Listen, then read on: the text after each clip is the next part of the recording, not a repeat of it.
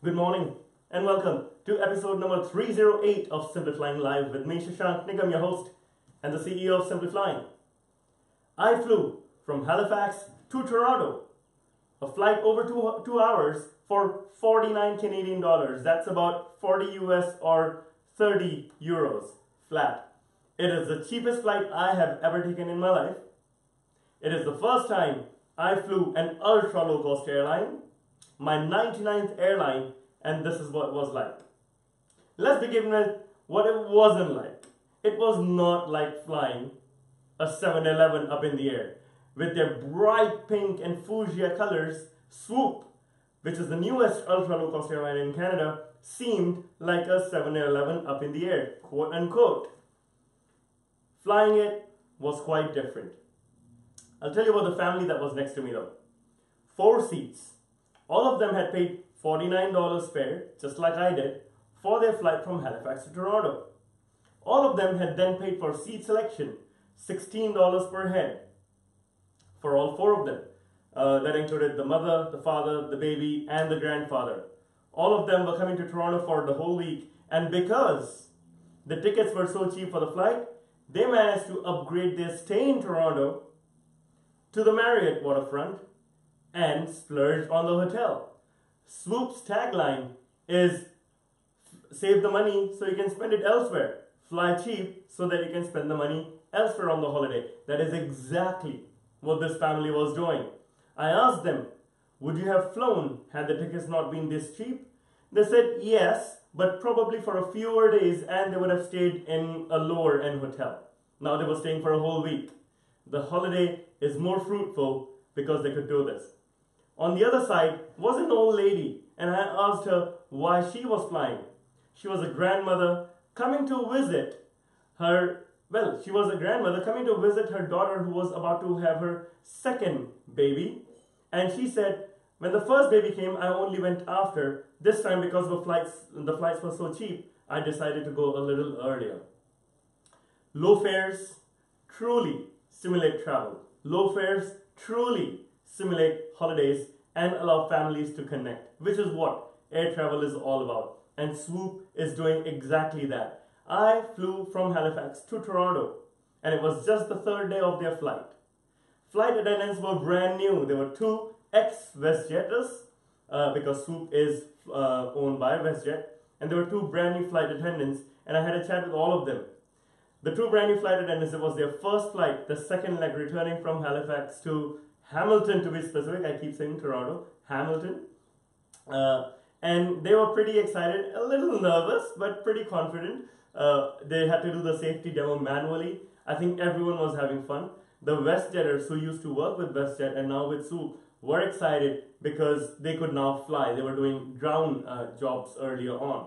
And becoming a flight attendant in WestJet is extremely competitive, so they went with Swoop instead.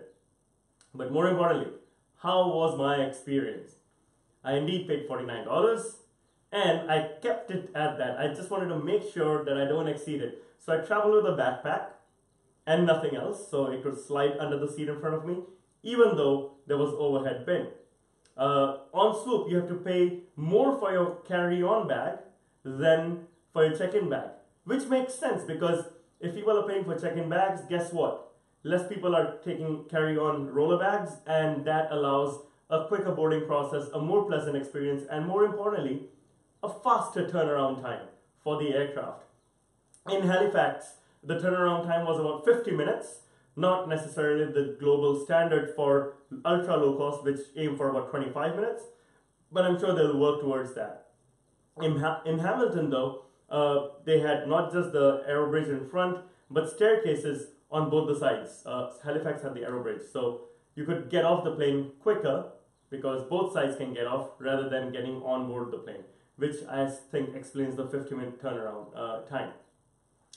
The flight itself was actually a pleasant surprise. I had heard so much about Ryanair, having never flown them, so much about Spirit, having never flown them, that I was a little concerned how this might work out. What I saw were friendly flight attendants, pilots who had a nice sense of humor while making announcements, The airline, which put up a banner at the entrance saying, "You must be this tall to fly," and then at the bottom saying, "Hey, we're just kidding, everyone's welcome." The airline was fun itself. It was a very basic experience. The pitch was not bad. My knees were not even close to touching the seat in front of me. And here's the best part. This is what I liked. They had wireless in-flight entertainment. There were no seat back screens, but you could open up your laptop or use the Swoop app on your mobile phone to watch movies, which they were offering for free because I believe it was just their first few flights. You could watch TV series, and I did watch an episode of Big Bang Theory, which I usually like to. But more importantly, there was decent food available. I will share a photo of the menu and other photos that I took in flight. But the food was actually quite a good variety and not exorbitant. That's the best part. The food prices ranged from $2 for a bottle of water to $3 for drinks to most food items were less than $10 Canadian, which is I think quite good. You're not paying through the nose for something average. You're paying reasonable price for reasonable in-flight food. Overall, I think Swoop exceeded my expectations just because I had such low expectations. I had nothing to expect from an ultra low-cost carrier. They did not do much wrong. The in-flight experience was perfect. For $49, I'd take it again. But, there is a small but. At the end, how was the overall experience? Well, when we landed, we alighted in Hamilton and it was raining heavily. First, we had to be careful coming down the stairs, especially the family with the little baby, with the baby in arms and a stroller in hand and another bag, coming down the stairs because the stairs were slippery. Once we got up, we realized that the rain was actually heavier than we had imagined, and there were no umbrellas or raincoats.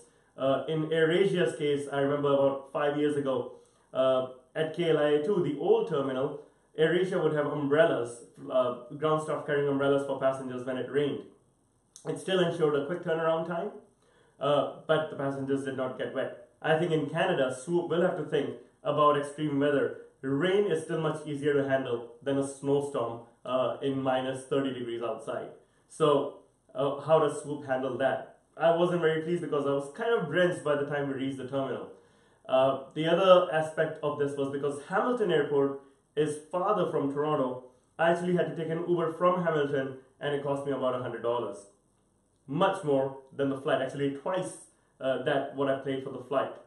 But in the end, overall, $150 for this flight was less than half of what WestJet or Air Canada would have charged me for a one-way flight to Halifax from Toronto because I had booked just 1 week in advance.